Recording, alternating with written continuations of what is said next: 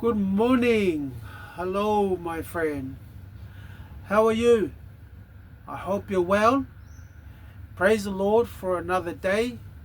His power and His glory that fills the whole earth.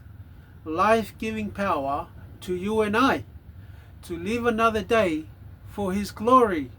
Now, welcome to Live It YouTube channel. If you're new, I welcome you. May this channel be a blessing to your Christian journey.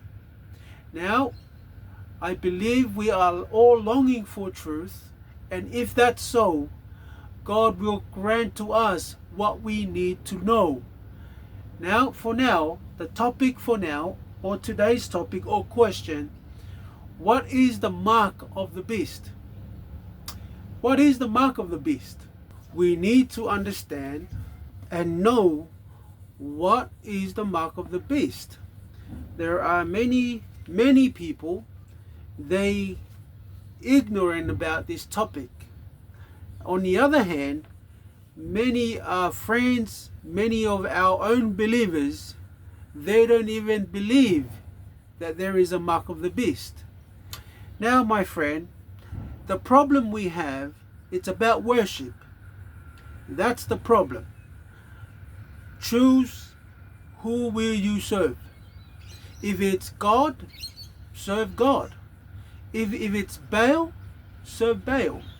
It's the same thought that we need to come in our conclusion about Jesus and Lucifer, because that's the issue. The issue is about worship. Now let's go to our first verse in Matthew chapter 4, and then we go to Isaiah chapter 14. Let's go to Isaiah 14 first. Verse 13. For thou hast said in thine heart, this is Lucifer. What did he say? You read all that in verse 13 to verse 14. I will ascend into heaven. I will exalt my throne above the stars of God.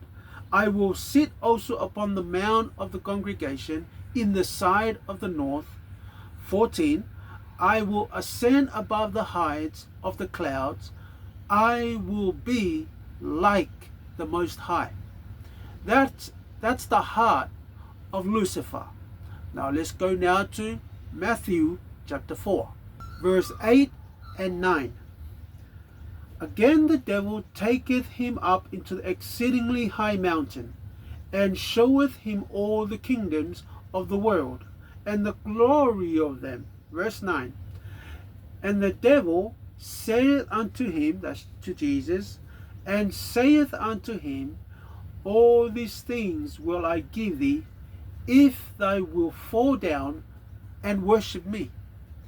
That was all in the heart of Lucifer. He wanted to be like the Most High. Let's go now to Revelation 14, verse 9. This is the third angel's message. He says, and the third angel followed them, saying with a loud voice, if any man worship the beast and his image, and receive his mark in his forehead or in his hand. Let's underline words that this angel is saying. If any man worship the beast and his image and receive his mark. Whose mark? The mark of the beast on his forehead or in his forehead or in his right hand. This message, it's calling out, warning you and I, whosoever worship. Remember I said it's all about worship. The devil, Lucifer, wants to be worshipped. Now let's dig that up and we'll see what is the mark of the beast. Daniel chapter 7, verse 21, all the way to verse 25. I beheld, and the same horn made war with the saints, and prevail against them. Verse 23, thus he said, the fourth beast shall be the fourth kingdom upon earth, which shall be diverse from all kingdom. This is Rome, Roman Empire, and shall devour the whole earth, and shall tread it down, and break it in peace. And the 10 horn out of this kingdom are 10 kings that shall arise. Rome was divided into 10 countries, and another shall rise them, and he shall be diverse from the first, and he shall subdue 3 kings. In the same verse 24, there's a little horn came up. That is the beast right there. Now that kingdom, verse 25 now, and he shall speak great words against the Most High, and shall wear out the saints of the Most High. This kingdom, or this little horn, subdue 3 kings and destroy the saints. Let's keep reading. Now catch this one. And think to change times and laws. Now let's pause right there. Did this little horn change God's law? Yes, he did. When did he change the Sabbath? He changed it the 7th of March, 321 AD. His name was Constantine the Great. He changed the Sabbath to Sunday. That's his mark. The mark of the beast, or the little horn, is Sunday. Let's go now to 2 Thessalonians chapter 2. Paul is saying, chapter 2, verse 3, let no man deceive you by any means, for the day shall not come, the day of the Lord, the second coming. Why? Except there come a falling away first, and that man of sin is be revealed, the son of perdition. That man of sin. Paul is calling the little horn the man of sin. Paul will tell us more in verse 4. Who is he? Who opposeth and exalteth himself above all that is called God, or that is worshipped, so that he as God sitteth in the temple of God, showing himself that he is God. This is the same beast, the same little horn, the same great whore, the same woman that sitteth on the beast, the same Babylon that's falling. This is the same person. His mark is Sunday. Okay? It is not some sort of barcode on your forehead or on your right hand. Now let's talk about forehead and right hand. In the Bible, forehead, you make a decision. You make your decision in your forehead. Remember Deuteronomy chapter 8, beware that you may not forget the law of God. Now, your forehead is where you make a choice or decision to choose. Your right hand is where you do it, where you do or obey. Obeying is showing by your right hand. So even though you don't believe it, when the law, constitution law of Sunday keeping is coming towards us, we will make a decision and we will obey with our hand. Some of us will think, oh, I don't have to obey them. Yes, that's true. We don't have to obey them. But the matter of the fact, we all have to make a choice. We need to choose. Who shall we obey and worship? Many people, I've heard it, especially around our families, this is what they said. We are not worshipping the beast. We are worshipping God. We are not worshipping the beast on Sunday. My friends, my brother and sister, why are we worshipping God on Sunday? He is not telling us to worship Him on Sunday. He is telling us to worship Him on the right day. And the right day is the seventh day of the week, Saturday. Yes, that is the true biblical Sabbath. Okay, faith. Do you have faith in Jesus? Okay, listen. Faith cometh by hearing, and hearing this. Not what we think, not what we feel. It's not about what we feel. Oh, I feel like worshiping today I just feel because it feels good. It's not about that. It's about doing what this said. Okay?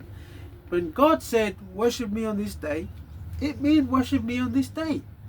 Not some sort of day that man made. Let's go to that verse. Matthew chapter 15, verse 3. Let me tell you the background of the chapter, and then we'll dig into the thought that link to our today's tradition. Tradition of man becomes known unto us. It becomes normal unto man, which are not normal. Okay, now over here comes the disciple. They were about to eat their food without washing their hands. Okay, there's nothing wrong with washing your hands. We all should wash our hands. But over here, God or Jesus knew the heart of the Pharisees. They're so full of jealous. And the disciple and Jesus, they about to eat their food, and here comes the Pharisees asking them, why do you guys eat and break the tradition of the elders? Okay, man-made rules. And Jesus said, but he answered and said unto them, why do you also transgress the commandment of God by your tradition? Why do you transgress? Why do you break God's law by your tradition, with your law, your man-made laws? Let's keep going and what Jesus mean by that. Now, let's read verse 4. For God commanded, saying, honor thy father and mother, and he that curses father and mother, let him die to death. That's God's commandment. Okay? Listen to the tradition. But you say, whatsoever shall say to his father and mother, it's a gift. Dad, mom, it's a gift. But whatsoever thou mayest be profit by me, and honor not his father or his mother, he shall be free. Thus have ye made the commandment of God of none effect by your tradition. Here we have an example of our man-made tradition that destroy God's law.